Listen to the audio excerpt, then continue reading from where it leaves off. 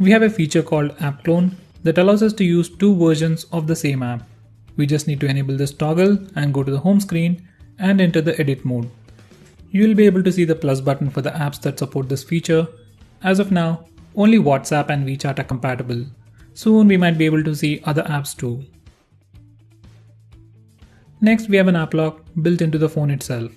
You have the settings in the fingerprint section. For the first time, you need to set up a password and select the apps that you want to lock. You can choose to unlock the locked application with your fingerprint or by using the password. To use the fingerprint scanner, you need to first enable this toggle in the fingerprint settings. This feature allows you to use the beauty mode from the front-facing camera even while you make video calls from apps like WhatsApp. It just makes you look pretty even on video calls. Most of the phones doesn't offer this feature. There is an awesome feature called Super Saver mode in your control center. Once you enable this mode, screen brightness goes down, all the apps will be stopped, and you will get very limited set of options like calls and messages. It might not look fancy, but this mode will drastically improve your battery life. Use this mode when you're very low on battery. To take a screenshot on this phone, you can press and hold the volume down and power buttons. But if you have a hard time doing that or want additional features, we can use Super Screenshot. Just open the control center and press this toggle. First, we can take long screenshots. Just press the next button to keep it scrolling. Next, we can take rectangular shots. We can draw doodles and take screenshots with all kinds of shapes. And finally, we can also record the screen. All the phones running Android Nougat and above offer split screen mode, the feature where you can run two applications side by side. But Vivo offers a stripped down version of it. It only works on very limited number of apps. You can swipe using 3 fingers to start this mode. We can resize the window, switch them, and even close one of these windows. If you try to do the same gesture with other apps, this will not work, which is like a very bad thing.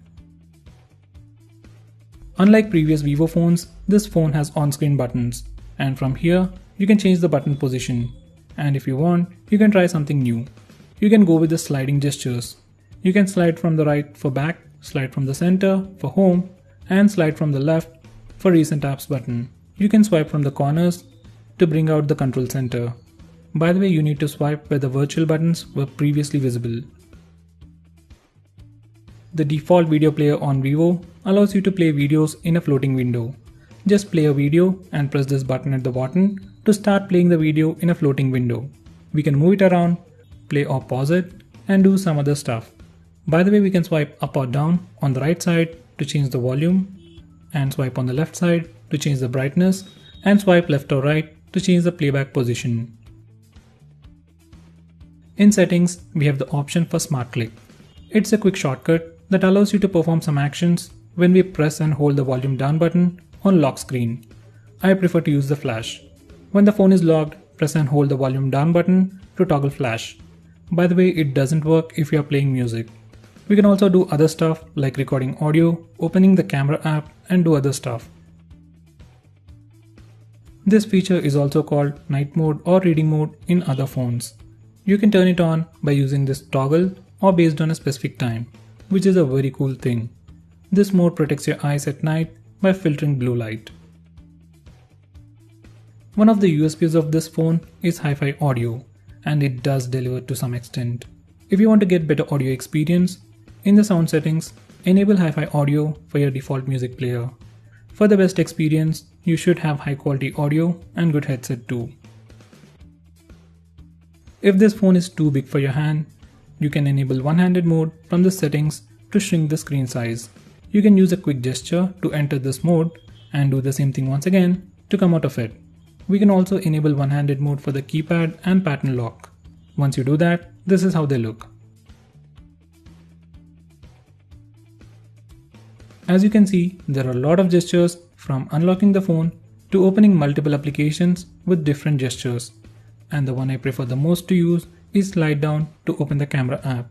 You can swipe up to unlock the phone, draw a C for phone dialer, draw E for the browser. It works really well if you don't have a password set up, or else it'll ask you to first unlock the phone. They did give us two toggles, but I don't know which one actually works. I simply turn both of them on. When your device is locked, simply swipe over the proximity sensor to have a quick glance at the notifications and the time. It is a super cool feature to show off, but it also pops up unnecessarily from time to time. And this phone doesn't have an AMOLED display, so if you keep doing it, it will drain the battery. This is probably my favorite features of all. Once you enable these two toggles, we can double tap the phone to wake it up and double tap it to put it back to sleep. By the way, double tap to sleep works only on the lock screen and the default launcher. Next we have raise to wake. Once you enable this toggle, you can simply lift your phone from a flat surface to wake it up. We also have other smart features which I suggest you to check them out yourself. We can use this feature to mirror the screen of your phone to a smart TV or a Chromecast. Next we have schedule power on and power off. From these settings, we can automatically power off and power on your phone. It might help you if you want to automate it, but rebooting the phone drains battery much faster. We also have themes. It changes the wallpapers, icons and fonts, but all this is limited only to the home screen. Once you enable this toggle, you can shake the phone in the lock screen or the home screen to turn on the flash. I had more of a hit or a miss relationship with this feature. Most of the time it didn't work, so I recommend you to skip this feature. Now those were the features. Now let's look at some important tips and tricks. This phone has a massive screen with an 18:9 aspect ratio, and this ratio is not supported by all the apps by default. This is Flipkart and this is Subway Surfers game. They don't take up all the screen. Most of the time apps are scaled automatically, but if they don't, you can use this setting to scale the apps. Now if you open them again, these apps will fill the screen completely. As you might already know, we have the notification toggles at the bottom like the previous iOS. Using this toggle, we can disable that from showing up in regular apps. If you disable this toggle, you need to go to home screen every time to access these toggles. This is what Vivo calls the control center, and we have all the notification toggles for Wi-Fi, Bluetooth and many more here. By pressing this button, we can rearrange these toggles like this.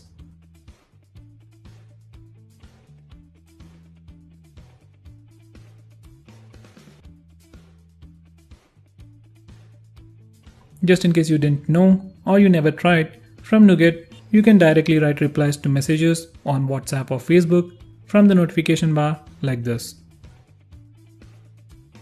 When you press the square button, this is what shows up. It's the recent apps page.